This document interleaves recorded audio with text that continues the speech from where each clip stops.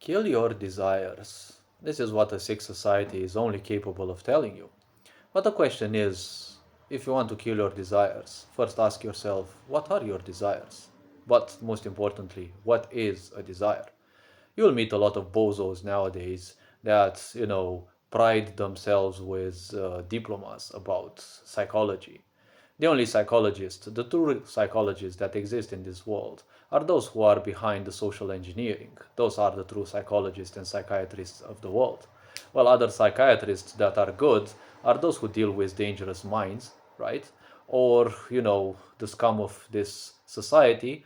And, well, let's not forget high level profilers. Those are the only specialists that I will take into account.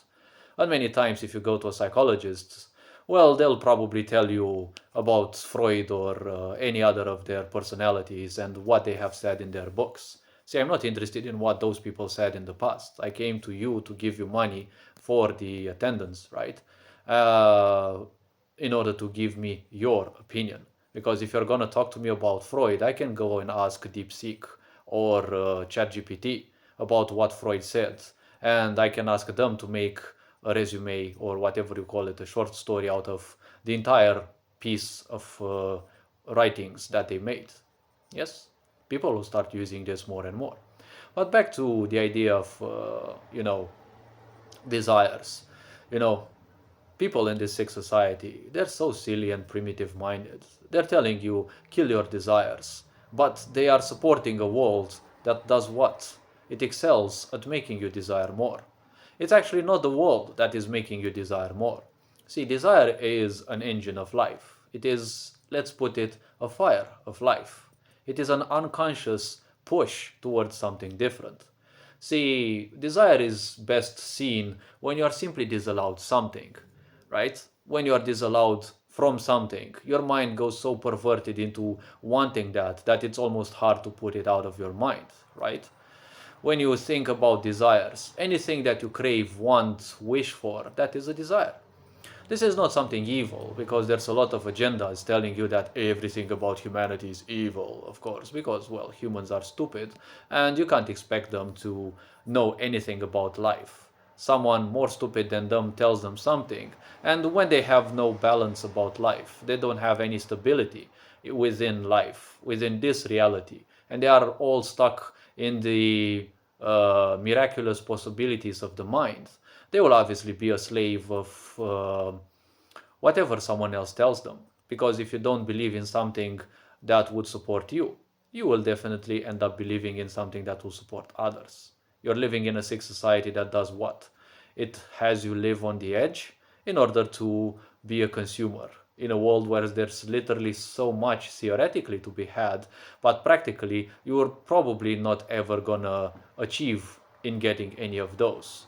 And this poverty, living on the edge lifestyle gives people so much misery. People are also miserable because they're not doing anything special with their lives. They're just living the rat race. Even if they get all the goods in the world, they're definitely not going to feel good. See, desire is an engine of unconsciousness. The whole life simply exists in a way because of a certain desire. Animals also have a desire. All life forms evolved from small life forms to the advanced ones that we have nowadays because of desire, right? All species, when they encountered predators or dangers or certain situations, it created a certain specific in their karmic structure, in their, let's say, racial karmic structure in a way, which triggered a needing, a longing of something new, right? Some birds suddenly wanted longer wings, right? It's not that they started wishing for God or asking for something. It's just a necessity, which this necessity simply unconsciously pushed evolution towards something different. Because animals have a feel about life, because their life is always endangered. Even most predators have bigger predators or more predators that will hunt them down. So it's always a desire for something better, sharper claws, quicker reflexes. It's just that when we look at life, most of the animals have reached an apex of their evolution. When you look, for example, at crocodiles, as per science, they've been around here for a few 100 million years, but their shape only became smaller because they didn't need, to be that big. Their prey got smaller, and their predators also got smaller. So they needed less energy because they would also receive less energy, right? When you look, for example, at cats, they also seem to have reached a certain apex of life because their quick reflexes, their sharpened senses, right? They're all kind of perfect. Cats, felines, and the such have also been around here for far longer than us, most likely. But still, they haven't seemed to develop much in the last few 100 million years. When you look at the human body, the desire for something better designed a shape which would suit the necessities of this complex machine that desired more and more. When you look at primates, the physical structure that they have is almost perfect in a way, if you think, when it comes to most, if not all, the environments of this planet. Many of the animals, they have a certain body structure that disallows them to access a lot of the uh, capacities that the human body and, well, primates, for example, apes have, right? Using arms, as limbs that are separate structurally and functionally from legs, for example, and other animals as well. Some animals, for birds, got a huge intellect. So, well, maybe they don't have arms, but they learn how to use their beak instead. So when you think about all of this evolution, it was just a push for something new, a push for a betterment of everything that existed. Each generation is still somewhat slightly better than the others when it comes to some senses or something which is to us imperceivable, but evolution will still continue. If it reaches a certain apex in a certain form, it will probably in time morph to something different, right? This is how evolution simply occurred. This is when a certain breakthrough due to necessity, enough necessity and, well, enough desire, simply pushes that race to simply design itself genetically, slowly and surely, into something that will suit the newly acquired aspects, right? Imagine the game of Spore, when you reach a certain level and then you get an extra neuron, you get a bigger brain, and things like that. This is something unconscious beyond all aspects of evolution, right? Life, you have to understand, is beyond this physical body by far. It has multiple dimensions which manifest within, and the physical body is just an outer shell, an outer border that we can see. When it comes to us humans, obviously we have little knowledge, most likely, of our desires. Because when you came into this world, your only desire as a child was to survive and to be loved by your parents. Maybe your parents didn't give you the love that you needed, because a lot of people are apathic today. Or maybe you were met with a lot of hatred, but still, the push for something new in everyone, this is something that has propelled us throughout time. Well, a lot of people, the majority, simply gave up.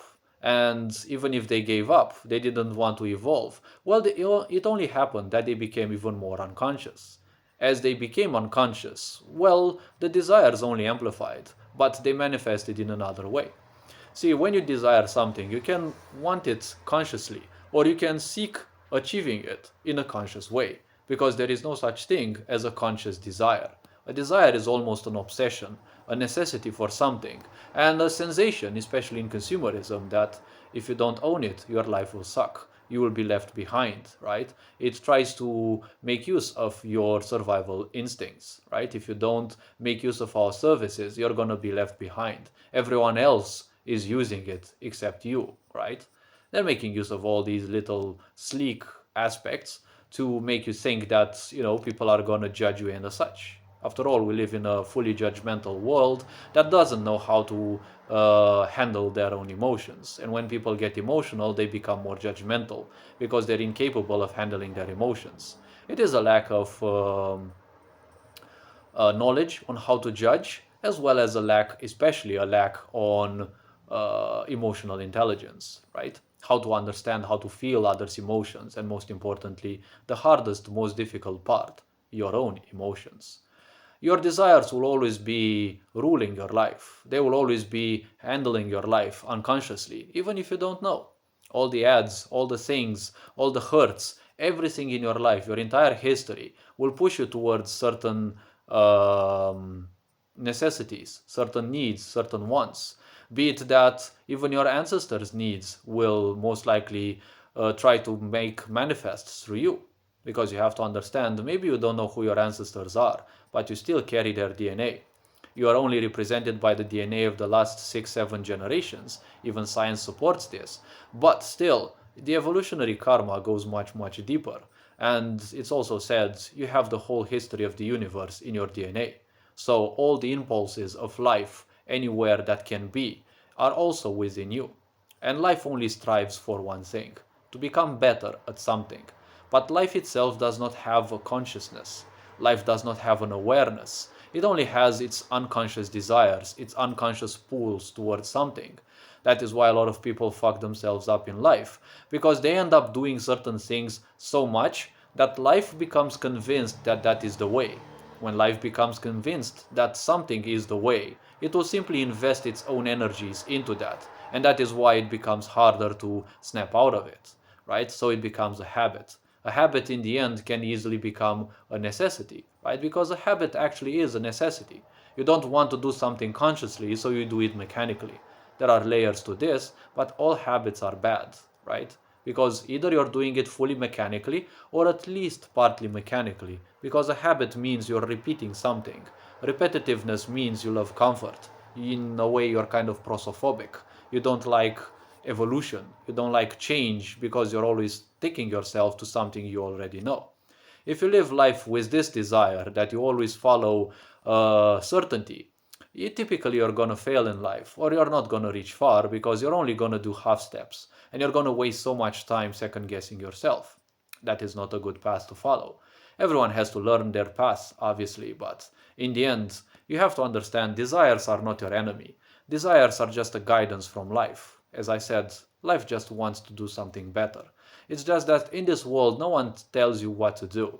So you end up doing what other people simply drill into your mind. And more so than that, well, you live in a physical body. The physical body also has its own desires, right? It has its own tendencies, its own desires, whatever way you want to call it. I'd prefer calling them tendencies because, well, it is a push of life towards something. When life, for example, has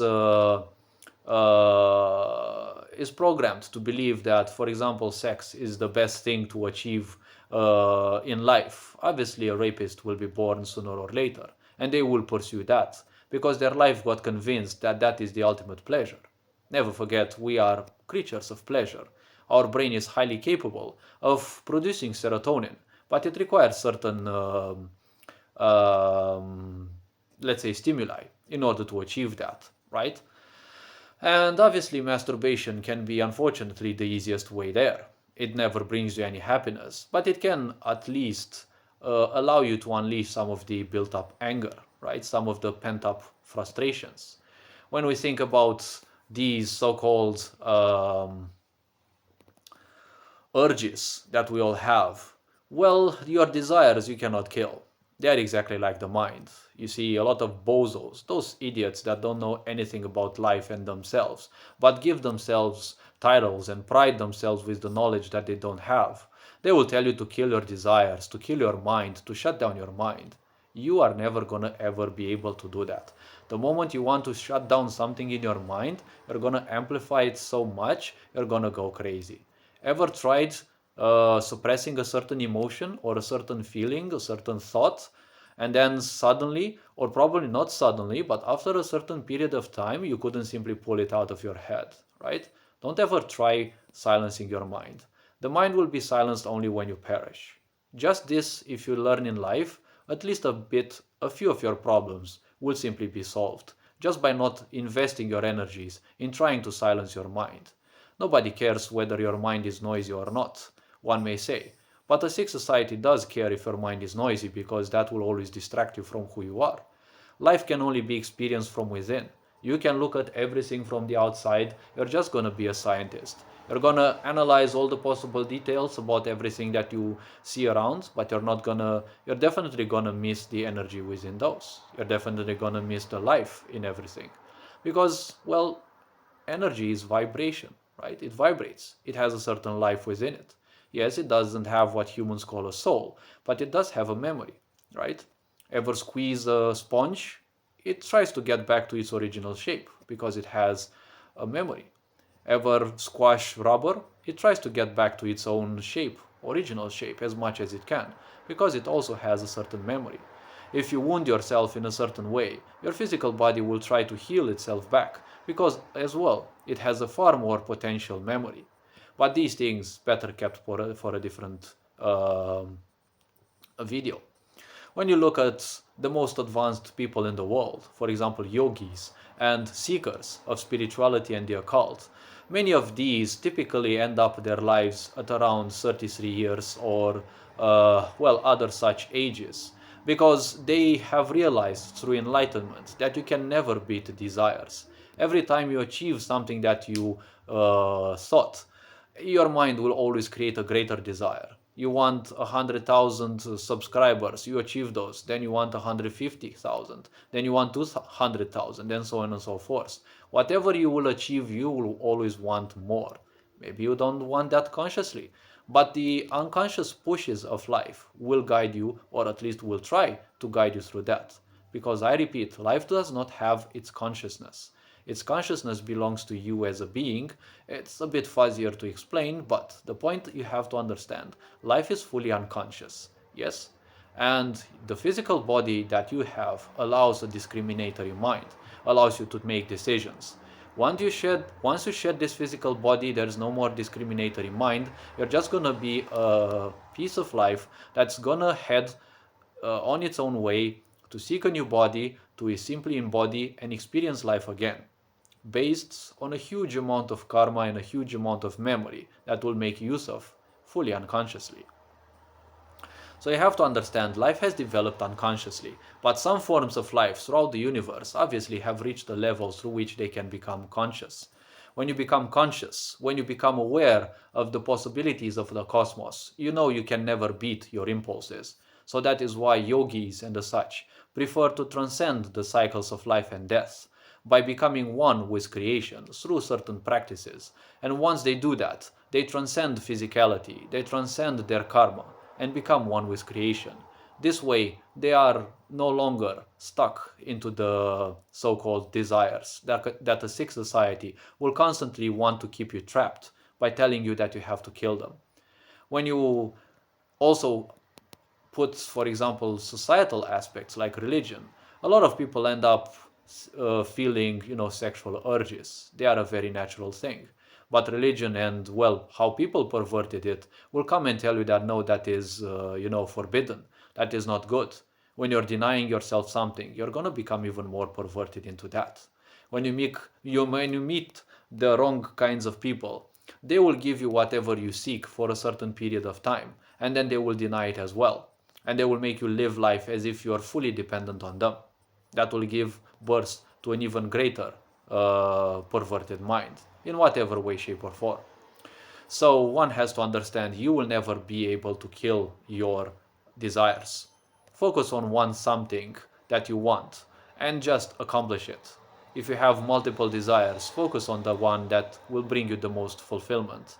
And then try to take another one or follow something else. Always do one single specific aspect in life in turn. You can do some multitasking here and there, but when it comes to your own desire, to your greatest aspect that you seek, preferably something which is beyond yourself, because that will give you the greatest desire, the greatest, let's say, emotional rewards in case you're not an apathic person, well, that would be good.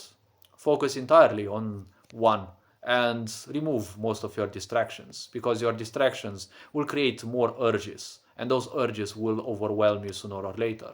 Like a lot of people simply crumble without their phone. That is, for example, another desire. Everything that you have will create a desire. Everything that you don't have will create a longing, which is another desire. It's always going to be a never ending cycle. Once people become conscious, once people become more aware of the fact that these desires are cyclical, if you simply let them flow through you without attaching any meaning to those, they will simply pass by. And for a certain period of time, the cycle will have been, well, let's say, eluded. It will come back, don't worry, sooner or later. But you want to invest no emotion or little to no emotion, as little as you can, into these desires, because the less you invest into those, the more you distance yourself from those. And the point is, the simpler your mind will be, the tidier your mind will be, the less noise there is, the more you can listen to your intuition. The more you can listen to your intuition, the more focused you can be in life, and the more patience you will have in life. I assure you, in this sick society, patience is a deadly weapon, because with patience and with practice, you can achieve things that the majority of the people won't simply ever achieve. Once you become something good in life and you follow your desires in a progressive way, in a way that will support you, in a way that will ensure a better future for you as much as it is possible and as much as your environment will allow, then you will have better options. So remember, don't ever try to kill your desires. You'll only kill yourself slowly in the process. It's gonna be a very slow pain, and I really wish nobody goes through that, because most of us go through it through our teens, and we achieve literally nothing. We waste our time doing nothing, achieving nothing, and then blaming ourselves for that. Not to mention, there will be people who will also blame you for not being good enough and such. So, these being said, hopefully this video raised a bit of awareness. You are appreciated. Take care, enjoy life, and this being said, Ferenc Board signing out.